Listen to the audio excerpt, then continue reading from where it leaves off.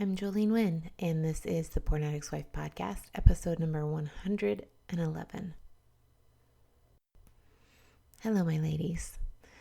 Today is a different sort of podcast episode, in case you guys can't tell. I am going through a little something tonight, and I wanted to share it with you. It's late on Sunday night, not super late, but late enough that my voice is tired and I'm full of a lot of emotion. And I wanted to record this podcast episode for y'all because there are so many times when I hear from so many of you that you want to know what it's like to feel an emotion, to process an emotion. And so many of you want to know what that's like and want to know what it's like to be where I am now, right? I was where you were so many years ago. My husband is no longer struggling with his addiction. We're past it. We're over it. I coach on it. I talk about it all the time. How did I get here? What does it look like where I am? And what I want to tell you, ladies, is that it's 50-50. And here's what I mean by that. So often we think that where we want to be, where someone else is better than where we are. And that's not true. Life is always 50-50. There's always going to be 50% positive and 50% negative. It's one of the reasons we are in such a rush to try and get our husband to a place where he is no longer struggling with his addiction actively, because we think that that must be better than where we are now. And it's not true. The truth is that no matter where you are in life, there's going to be positive and negative emotion. And I don't mean that in a doomsday kind of way, like life sucks no matter what. So, you might as well be fine with it and just accept your lot and grit your teeth and bear it. That's not what I'm saying. What I'm saying is that where you want to be is the grass is not always greener on the other side. The grass is the same. And there is no rush to try and get to the other side, because the other side is not what creates your inner happiness. Okay. So often, like I said, so many of us want the circumstance to change. We think that the thing that is preventing us from feeling the way we want to feel is this obstacle, that there's something in our path, something in the middle of where we are, from where we are to where we want to be, what we want to feel. There's this thing in the way. And if that thing would just move, then everything would be great and life would be better. And it's not true. That obstacle is a circumstance, and circumstances don't create our feelings. We do with our thoughts. And as long as our thoughts are still in existence, we are going to be 50-50 either way. The obstacle, whether that's your husband's addiction, his pornography use, whatever you call it, or whether that's your weight, or you're a wayward child, or your job, or your boss, or whatever it is, as long as that is there, your brain thinks that you won't be able to reach a place where you are happy. And that is not true. You do not have to wait until that circumstance moves, because that circumstance is not creating your emotions. Your emotions are created by your thoughts, and nothing outside of you, ladies, will ever make you feel better. And I know that sounds really negative, but I mean this in the most positive way. This is actually the best news you could ever have, because this means you can stop waiting. You don't have to wait for him to stop. You don't have to wait for you to get to the right size jeans. You don't have to wait for your kid to start listening. You don't have to wait for your boss to start recognizing your hard work. Nothing in your life has to change in order for you to start working on yourself to feel better. 100%. And there is not better than here. And if you truly understand that and even believe it for just a second, then you'll be able to see that working on yourself now is where you can find joy. You have everything you need in your life to be happy and to feel all the emotions, and right, not just to feel happy, because that's not only the point. I think that sometimes we forget that. Sometimes we think that feeling happy is the point, that avoiding negative emotion or getting rid of negative emotion is the point, and it's not. The point is being able to feel all of it and experience all of it. And that's what I'm doing right now, experiencing all of it, including the 50-50, including the negative. Last night, actually, my husband and I were out on a date, and he mentioned something about a vacation we took before we even had kids. You guys, this was a long time ago, over 10 years ago. And he mentioned it briefly in passing, and all of a sudden, my brain remembered that trip. And it remembered what I learned about that trip last year. Now, my husband at the time was struggling with pornography addiction, and I did not know it. I had no idea. And last year, I found out something about that trip that I had previously been unaware of, and I remembered it. And all of a sudden, all of these emotions came flooding back. And immediately I began to be super frustrated. Now, if you guys have been listening to this podcast for a little bit or working on your own thoughts and your own emotions and processing and working with me, then you'll understand that sometimes this can happen. Sometimes we can get really frustrated when we think we're over something and it comes back to the surface. We think, oh my gosh, I should be past this. Why am I still thinking about this? Why can't I just let this go? Why is this still coming up? I mean, it's been over a decade. Like, why can't my brain just let it go, right? Do we have to hold on to things forever? Can we not just make peace with the past and move on? Apparently not. So I immediately felt frustrated with myself and tried to let that go, because I know that self-judgment does no good, which is always the first step, ladies, which is my point in telling you guys this today, is to help you realize and have a formula and a pattern to follow for when this happens to you. So all of these emotions come flooding up, and I have a lot of thoughts that are creating them. And my brain goes into self-judgment. I shouldn't be feeling this way. I should be past this, all of those things. And I just gave myself permission to feel all of it.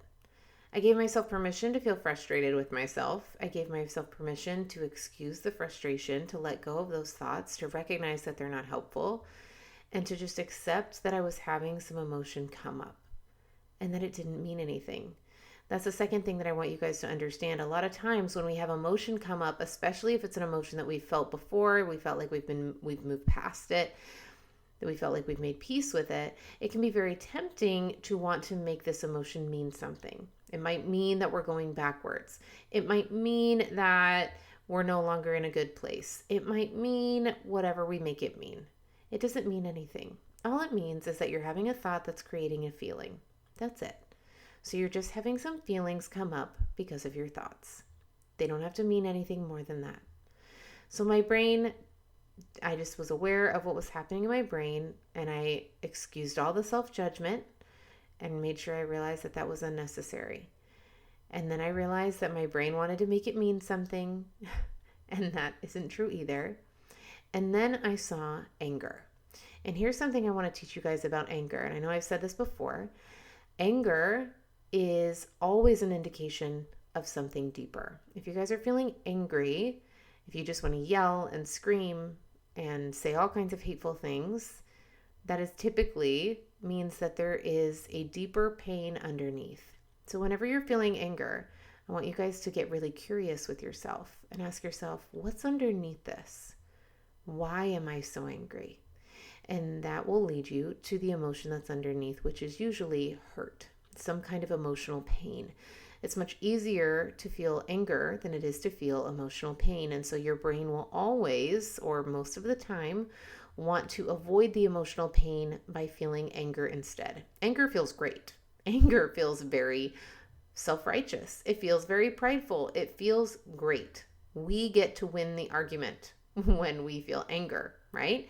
It actually feels really good a lot of times. A lot of people choose to feel anger. And that's something that our body will do, our brain will do naturally. When we start to feel emotional pain or hurt, our brain will make us flip up into anger instead, because it's a much higher emotion. It's much easier to feel than it is to feel hurt and pain.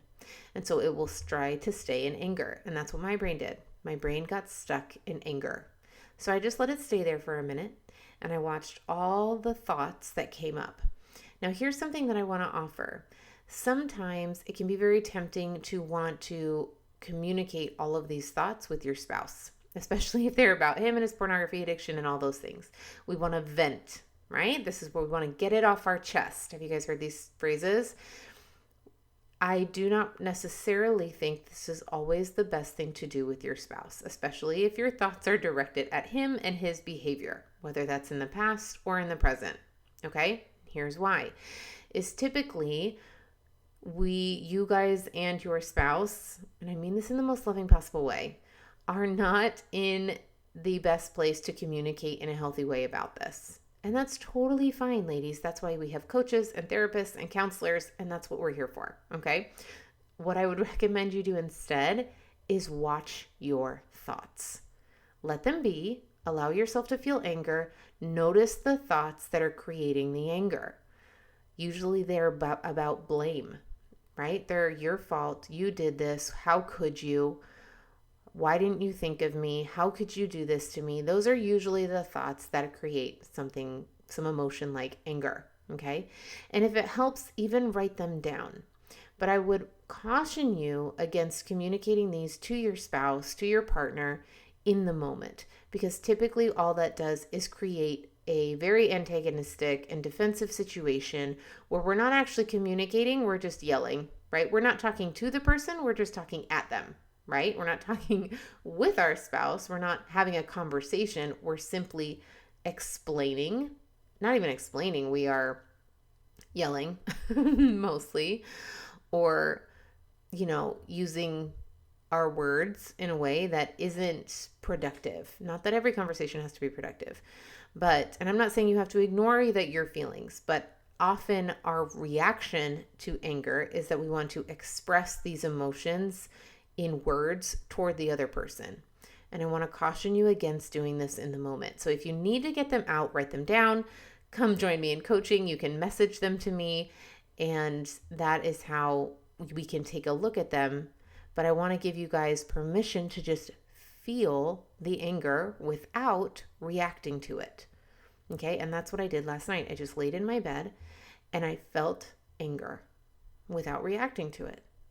Now, here's what was interesting, is at this point, my husband came to go to bed and he leaned in to give me a kiss.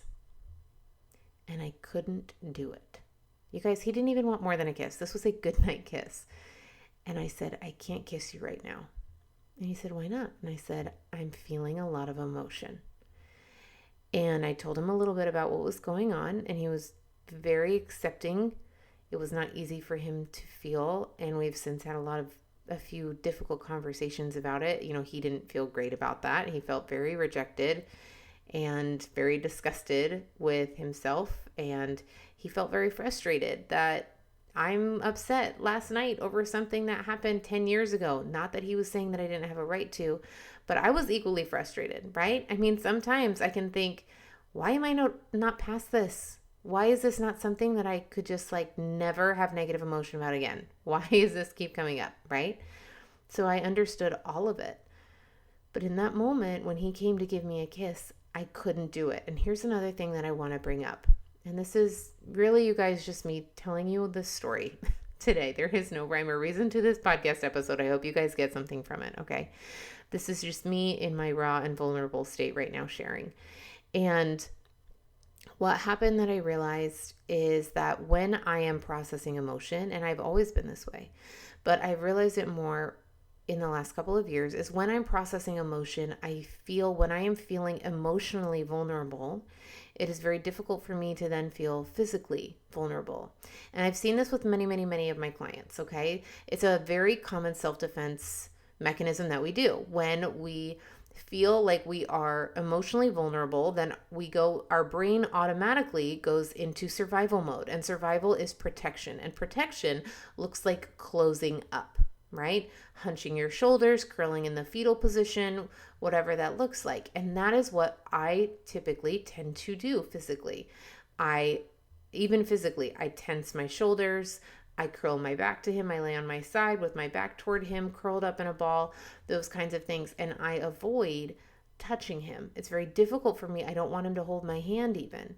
Now, this is very interesting because I have had a few clients where they go the opposite. When they're feeling emotionally vulnerable, then often when they're feeling that emotional distance, they want a physical connection in order to help them alleviate that emotional distance, right? So whichever one you are, you can think of that right now. But if you resonate with this desire to protect yourself emotionally with a physical separation, here's what I want to offer for you is that this is all based on a lie. I talked about this a little bit last week on the podcast episode, is this belief that if we protect ourselves, then we can't get hurt in the future, right? Vulnerability is the ability to feel emotion, to be vulnerable, to feel anything. And our brain gets very, very nervous that when we're feeling emotionally vulnerable, it doesn't want to augment that with physical vulnerability. It somehow thinks that physical vulnerability on top of the emotional vulnerability will somehow create a situation where we can break. And that's what I felt like. So last night, my husband leaned in for a kiss and I said no. And it led to a little bit of a conversation. We just kind of went to bed. Just fell asleep. And then today has been a little bit of a rough day, mostly not rough, but just feeling a lot of emotion, processing a lot of emotion. Now, I'm very good at processing emotion. If you don't know what that looks like, come coach with me. I'll tell you and I'll teach you how to do it because it's not simple and it's not what we think it is. Okay. But I just sat and I processed a lot of emotion today while I got my kids ready for church, while I went to church, while I sat at church, while I talked to other people, while my friends came over afterward, while I had dinner with my kids and read scriptures and put them to bed. I just felt and processed a lot of emotion. And then my husband and I had another conversation. And while we didn't 100% resolve all my emotions, I want to offer y'all that you allow yourself permission to feel feelings and give your husband the same courtesy. Okay? Here's what that looks like. A lot of times we give ourselves permission to feel feelings. We give ourselves permission to be hurt, to be angry, to be upset, to be frustrated. And yet when our spouse feels those things, we want to just immediately make it better. We want to make it go away. We want to understand it. We want him to talk about it. We want him to communicate it. We want him to get over it faster. Totally understandable. But what I want you guys to understand is that it's okay to feel emotion, not only on your side, but also on his. And it doesn't mean that you have to get defensive. And it doesn't mean that he has to get defensive. It's okay. We can just allow each other space. And one of the ways that you do that, again, is by understanding that the emotion is just a feeling that you feel. And it doesn't mean anything. It doesn't mean you guys are broken. It doesn't mean you're never going to get past this. It doesn't mean it's going to be like this forever. It just means you're having some thoughts that are creating some feelings. And the best way to move past this is to feel the feelings. In fact, the only way to move past it is to feel the feelings. Trying to shove them down, trying to fix them, trying to make them go away is only going to make them stay longer. Okay? The reason that I wanted to share all of this with you is, again, because I think a lot of times y'all think I'm a unicorn, that I'm a magical individual who feels no negative emotion, and that somehow I'm the goal, right? If I could just get there, if I could just get to a place where there's no negative emotion about this, then I'll feel better. If he would just stop, then I'll feel better. If we could just get there, then I'll feel better. Ladies, it's 50-50 everywhere in life. And again, this is the best news that I can tell you, because you don't have to wait for him in order for you to start to feel better. The goal of what I teach all of my clients and what I'm trying to teach you guys on this podcast is that emotion isn't something we're trying to avoid, whether it's positive or negative. Without negative emotion, we wouldn't even understand what positive emotion is. Without sorrow, we wouldn't understand what joy feels like. It's the contrast that creates the beauty in life. And while, yes, that means that sometimes negative emotion arises and it's not easy or fun to face, without it, we would just be flat. And that's not a life I'm willing to have. When we spend our life suppressing emotion, maybe you guys have felt this, you can't simply suppress negative emotion. We think we can. We try really hard just to suppress negative emotion, but it's impossible. You can't only suppress negative emotion. You end up suppressing all of it to a point where you kind of feel like a little bit flat, a little bit one note, a little bit like your life is not quite what it could be, not as full. And you think, this is it? This is my life? When you learn how to feel all the emotion, it opens up everything in your life to be so much more full, so much more vibrant, so much more amazing. And that negative emotion isn't awesome to feel, right?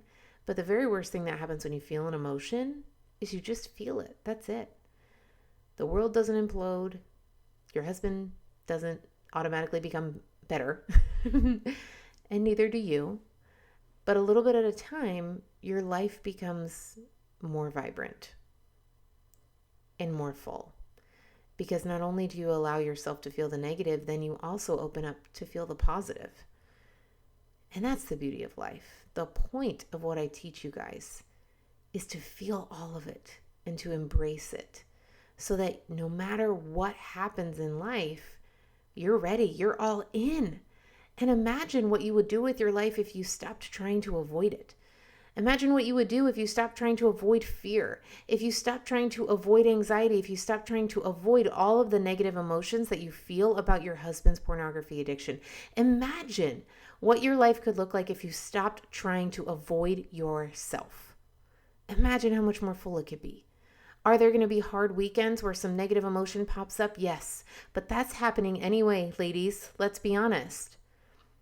So if it's going to happen either way, you might as well do it on purpose, and you might as well learn how to feel the positive as well as the negative. You might as well allow yourself, give yourself permission to feel all of it, because here's what happens when you process and feel the negative emotion.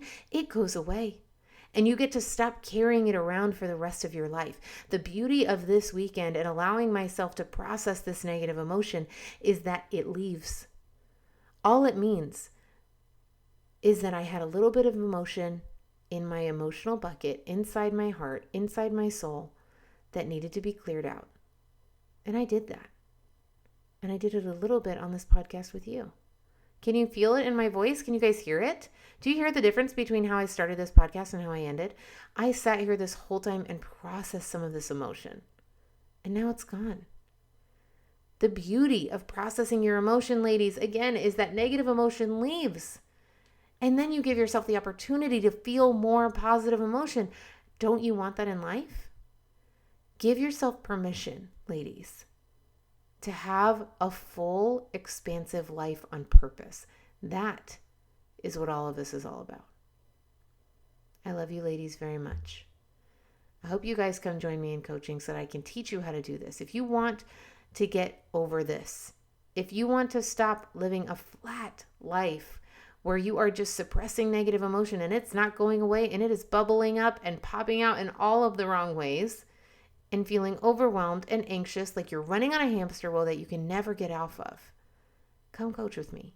I'm going to teach you exactly how to do what I just did this weekend, and it's going to change your life forever. I love you ladies so much, and I'll see you next week on a brand new episode. So take care.